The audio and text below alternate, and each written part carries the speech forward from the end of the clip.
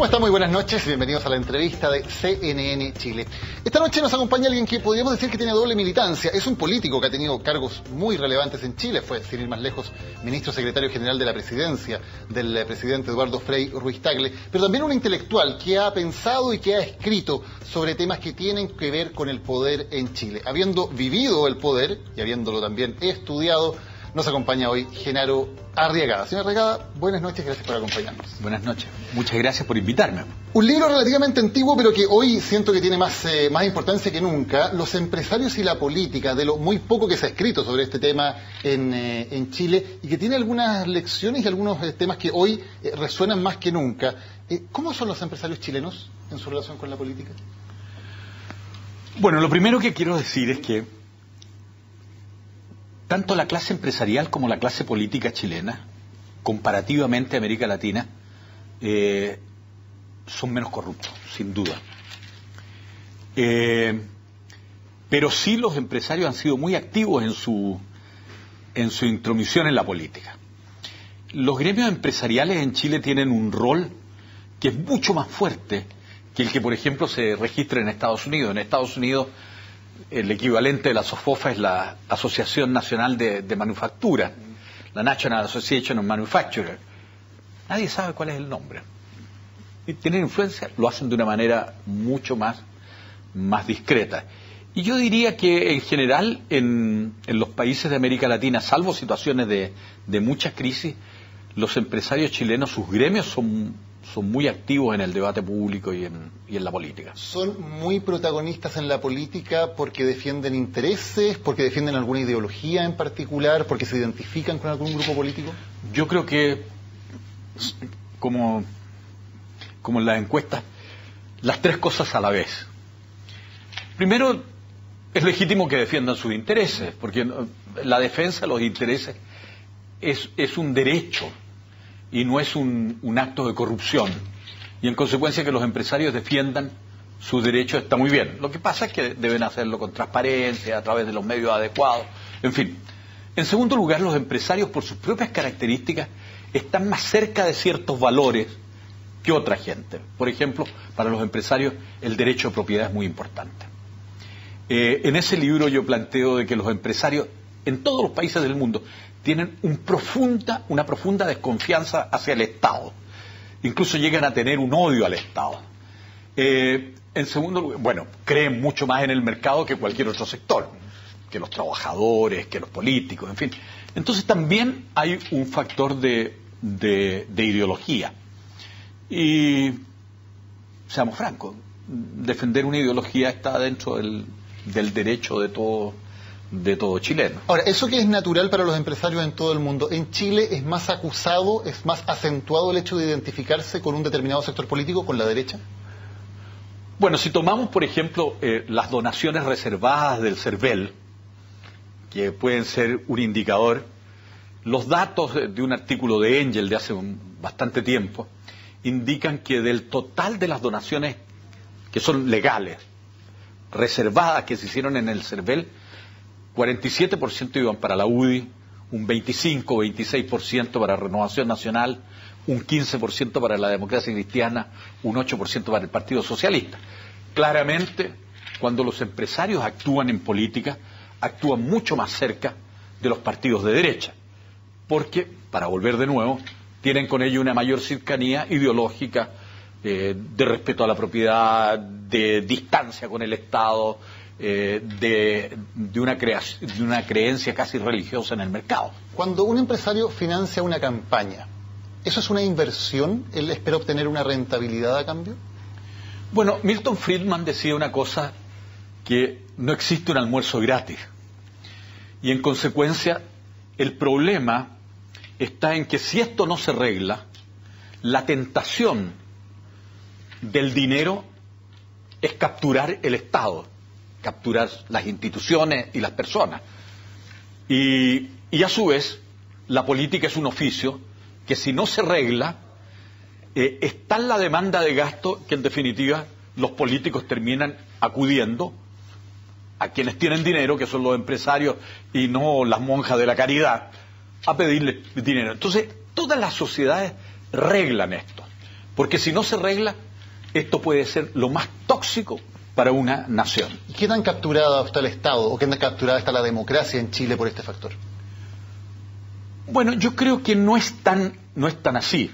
Yo creo que hay que tener un poquito de mesura en el juicio, pero históricamente aquí hubo una negativa a arreglar el rol del dinero en la política.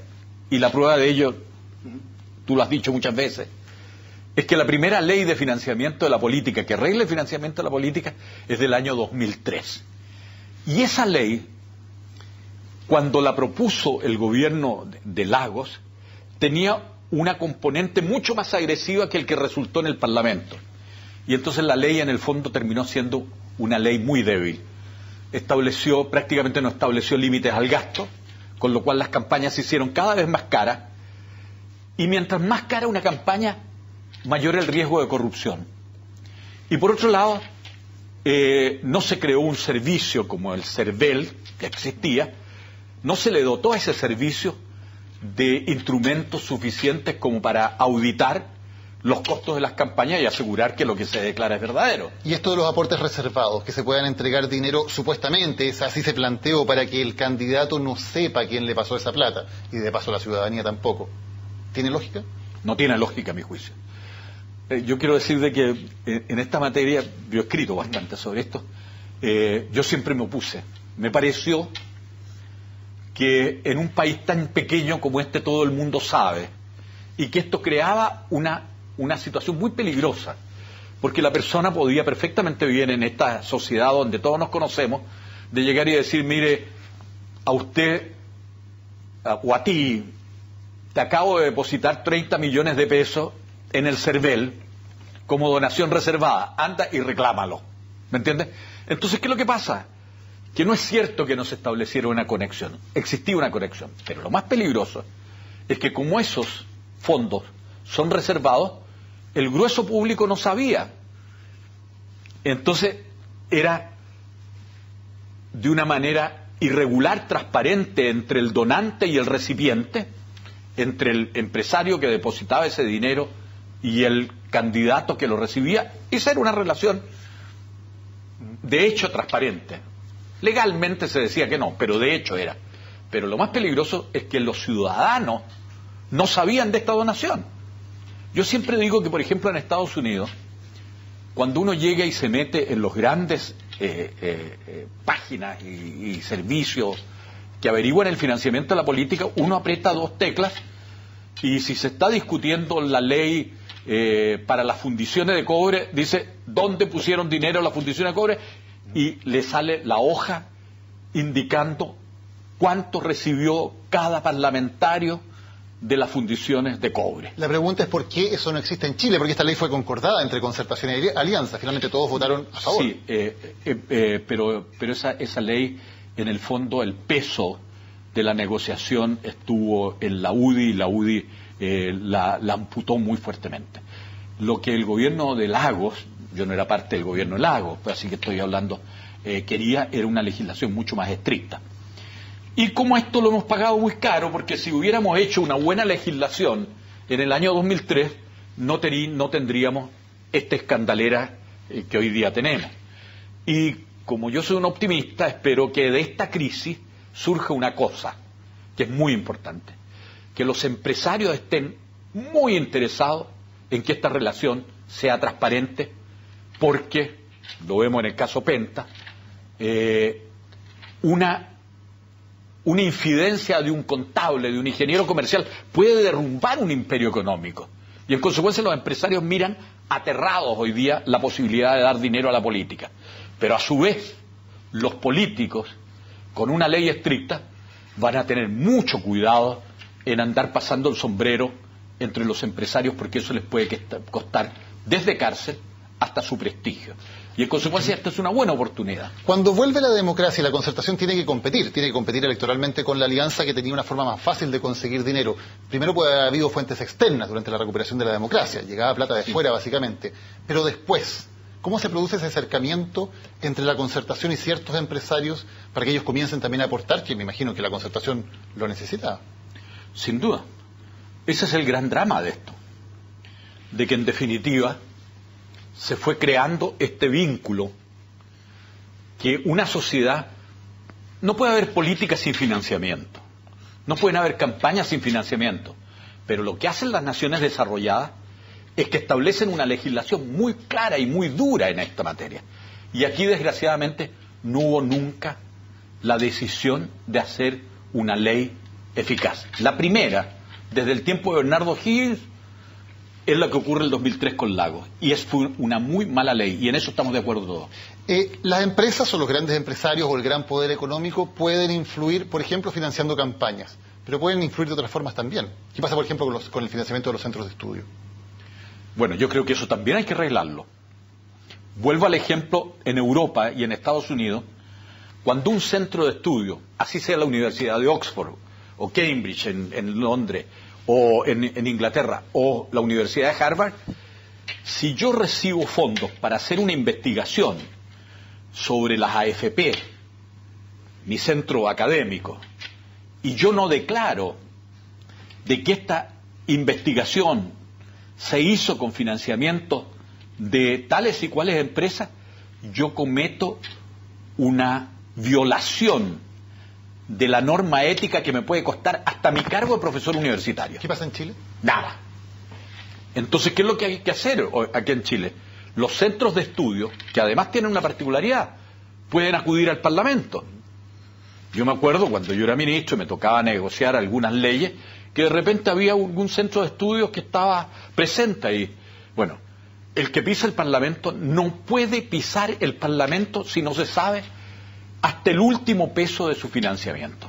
Porque si no, no digamos que son centros de estudio, digamos que son lobbies. Y los lobbies hay que regularlos, porque los lobbies son muy peligrosos. Vamos a hacer una pausa y seguimos conversando con Genaro Arriagada. Esta es la entrevista de CNN Chile. Ya estamos de vuelta en la entrevista de CNN Chile, conversando hoy con el ex ministro Genaro Arriagada. Ex embajador también, hay una anécdota interesante. Sí, fui embajador en Washington por 2 años. Te quería contar una anécdota. Yo he tenido desde mucho tiempo una relación con Washington y con Estados Unidos. Cuando llegué de embajador, la jefa del Wall Street Journal en Washington era una persona que yo la había conocido hacía 15 años en el Wilson Center y era muy amiga mía. Muy amiga mía. Entonces le invité a almorzar. Salimos a almorzar, almorzamos en un buen restaurante, yo pagué la cuenta, en fin. Como a los 4 o 5 meses, la llamé y le dije, ¿por qué no nos juntamos de nuevo? Magnífico, nos juntamos. Y en el momento en que iba a pagar la cuenta me dijo, por ningún motivo. Las normas del Wall Street Journal, que son las mismas del New York Times o del Washington Post, impiden que un periodista reciba más de una atención en 6 meses por parte de o una empresa o una institución que tiene interés, que puede tener interés en la línea editorial. Y la Embajada de Chile podría tener interés en la línea editorial del Wall Street Journal. Ella pagó la cuenta. Digo esto porque aquí hay que arreglar la relación del dinero con la política, la relación del dinero con los centros de pensamiento, y también hay normas éticas que deben de ser muy estrictas en el caso de las relaciones de los periodistas con grupos de interés que pudieran desde hacer regalos, invitaciones frecuentes, en fin. Es complicado. Y en Chile nos falta mucho de eso. Hablábamos de formas en las cuales el poder económico puede influir en la política. Los medios de comunicación también son una de esas formas, cuando, por ejemplo, como ocurre en Chile, muchos medios de comunicación son parte de grupos económicos. Bueno, yo creo que eso es un tema bastante importante. Yo creo que los medios de comunicación tienen que precisar claramente cuáles son sus financiamientos, porque podríamos encontrarnos con el cuadro en el cual un gran grupo económico decide tener una estación de televisión en la cual va a perder dinero, pero no importa, porque ellos generosamente financian los déficits. Y eso pone a un competidor que sea un medio de comunicación que tiene esa sola actividad y que si tiene pérdidas tiene que cerrar.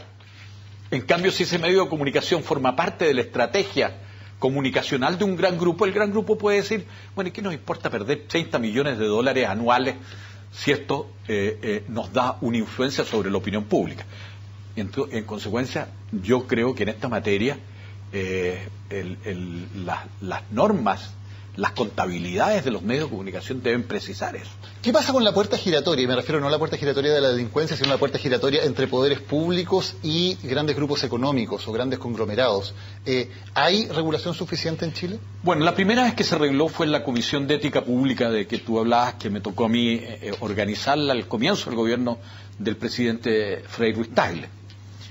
Ahí había un grupo bastante brillante de abogados jóvenes, estaba Patricio Zapata, estaba Rafael Blanco, el hermano de la Javiera Blanco, estaba Alejandro Ferreiro, que trabajaron en eso conmigo, y ahí pusimos la necesidad de regular la puerta giratoria. Ahora, la puerta giratoria significa que tú no puedes salir de un cargo público donde eres parte de un órgano regulador, por ejemplo, a la superintendencia de banco, renunciar ahí y asumir como director de banco en una empresa.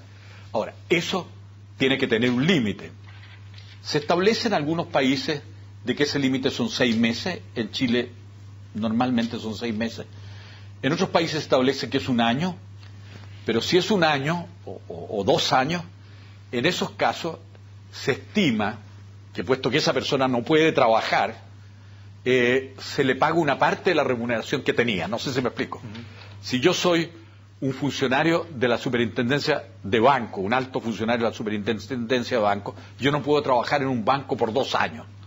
Pero, como ese es un impuesto que se me hace, una limitación de mi trabajo, el fisco mantiene una parte de esa remuneración para que... Pero yo estoy de acuerdo. Esto de que una persona pase del órgano regular al regulado, del órgano regulador al regulado, es muy peligroso. Y seamos francos, un ingeniero en un órgano regulador del Estado puede ganar 1,5 millones, y si se traslada al sector público va a ganar 4 millones. Entonces, hay que establecer la fórmula como se rompa esa... Permítame preguntarle ahora no como teórico, sino como persona que experimentó, que vivió y que tuvo una cuota muy importante de poder, por ejemplo, como ministro secretario general de la Presidencia, un ministerio clave. ¿Cómo se hacía sentir para un político en ese cargo el tema de la influencia del dinero? Bueno, es decir, es complicado hablar de... Yo creo que lo primero y fundamental es que haya un sentido ético en ambos lados. Yo creo que un empresario actúa muy mal si plantea una exigencia sobre la base de dinero y corre un riesgo muy grande. Lo pongo de otra manera. Aquí en Chile los ciudadanos comunes saben que no se le puede ofrecer un dinero al carabinero que lo detiene en la calle, porque puede terminar preso. En consecuencia, yo creo que eso es un primer hecho. Y lo segundo es cómo vamos adecuando la legislación. Esa Comisión de Ética Pública creó un conjunto de cosas. Por ejemplo, planteó la necesidad de las compras electrónicas, de lo cual salió el Chile Compra, con lo cual se hizo transparente quién compraba y a qué precios compraba. Pero le preguntaba, al principio de la conversación le preguntaba si era una inversión para un empresario, por ejemplo, poner plata en una campaña, y usted me citaba a Milton Friedman, no hay un almuerzo gratis. ¿Cómo se hace ver ese no hay un almuerzo gratis finalmente cuando una persona tiene poder? ¿Se crea una relación? ¿Se hace lobby? ¿Se llama por teléfono para decir, mira, este proyecto nos interesa? Bueno, supongamos que la legislación que se está actualizando llega a buen puerto. Primero, toda donación política es pública, toda, de manera tal de que yo, si soy de tal gremio, de tal industria, en el momento en que pongo dinero en una campaña, es decir, quedo registrado, y cualquier ciudadano puede decir, estamos votando la ley del cobre. Usted, empresa del cobre, ¿dónde puso dinero? Está bien, pero eso es lo ideal. Pero eso no es lo que pasa hoy día en Chile. No, hoy los ciudadanos no tienen esa información y por lo tanto ese lobby se puede hacer de espaldas a los ciudadanos. Bueno, estoy de acuerdo. Pero en eso está la agenda de probidad que el gobierno está discutiendo y que a mi juicio debiera ser parte de un acuerdo transversal entre gobierno y oposición para dar a esto un trámite rápido. Porque esto no puede seguir así. Ahora, La otra cosa también es que, y en eso la ley del lobby es bastante clara. Hoy día cuando uno pide una audiencia a una autoridad, tiene que, primero queda registrado de que uno pidió la audiencia, queda registrado el tema al cual uno trató. Y hay distintas situaciones. Si yo soy, por ejemplo, supongamos yo soy presidente de un club deportivo, pido una audiencia, yo represento un grupo de interés legítimo. Pero otra cosa es si ese club deportivo contrata a un lobista, ese lobista tiene que registrarse como lobista y quedar constancia de qué es lo que pidió. Y eso permite de que las personas puedan llegar y decir, ustedes están pidiendo un cambio en el plan regulador. Cuidado, yo me he informado por la página web qué es lo que ustedes están pidiendo y yo me voy a defender mis derechos. En esta defensa de intereses, que pueden ser perfectamente legítimos, ¿se pone en riesgo también que funcione realmente la competencia, que funcione realmente el libre mercado, cuando algún grupo económico tiene el poder para intentar que las reglas le favorezcan por sobre otros competidores, por ejemplo? Bueno, yo a algunos amigos míos empresarios les digo que Adam Smith, que fue el padre del liberalismo, tiene una frase que es muy decidora, dice, es Adam Smith, no es un izquierdista, no es un comunista, no es un enemigo de la empresa privada, sino que el padre del liberalismo dice, hay que tener cuidado cuando de repente los empresarios se juntan porque pueden estar conspirando en contra del mercado. Y seamos francos, tenemos demasiados ejemplos de colusiones para hacer que el mercado no funcione. Y para eso también el Estado de Chile, porque hay que reconocer de que el país ha ido progresando en esto. Hoy día tenemos una Fiscalía Nacional Económica que funciona y funciona bien. Hoy día podría funcionar mejor, pero funciona bien. En consecuencia, aquí tenemos que crear una estructura no para castigar a la empresa privada, sino para que efectivamente la lucha por los mercados entre las empresas privadas tenga una cancha pareja. Y no hay cancha pareja si los dos mayoritarios que controlan el 60% del mercado fijan el precio, fijan cuotas de mercado. Ahí se está destruyendo lo que es la base de legitimidad del capitalismo. ¿Y eso los empresarios chilenos lo entienden? ¿Lo comparten, ese tipo de razonamiento que está haciendo usted? Yo creo que después, mire, hoy día, lo decía el otro día Burgos en Icare, estamos viviendo una crisis de las élites. La caída en el prestigio de los obispos ha sido muy brutal. La caída en el prestigio de los políticos ha sido tremenda. Y también la caída en el prestigio de la gran empresa. Y en consecuencia hoy día yo creo que hay un interés de todos de cómo establecemos una fórmula para los efectos de recuperar el prestigio de los empresarios y de los políticos. Y eso significa más transparencia, más responsabilidad, mejores regulaciones y sanciones muy fuertes a los que se coludan, ya sean las farmacias, los pollos o lo que sea. ¿Y cuál es el componente ético, más allá de las normas legales? El componente ético, por ejemplo, en la acción de los políticos, y se lo pregunto concretamente, por ejemplo, pensando en políticos que fueron opositores a Pinochet y que luego, por ejemplo, le van a pedir plata a Julio Ponce. ¿Hay un problema ético ahí? Sin duda que hay. Y hay un problema estético, no solo ético, estético también. Porque el que fue a pedir plata ahí sabe perfectamente bien de que las características de quién era el controlador. A mí no me gusta eso, para ser muy franco. Y además, si a eso le agrego que esas donaciones eran clandestinas y en segundo lugar no tenían normas de transparencia, el asunto es muchísimo más grave. Genaro Arriagada, muchas gracias por habernos acompañado hoy en la entrevista de CNN Chile. Gracias por invitarme. Gracias a ustedes también por habernos acompañado esta noche en la entrevista de CNN Chile. Que tengan muy buenas noches.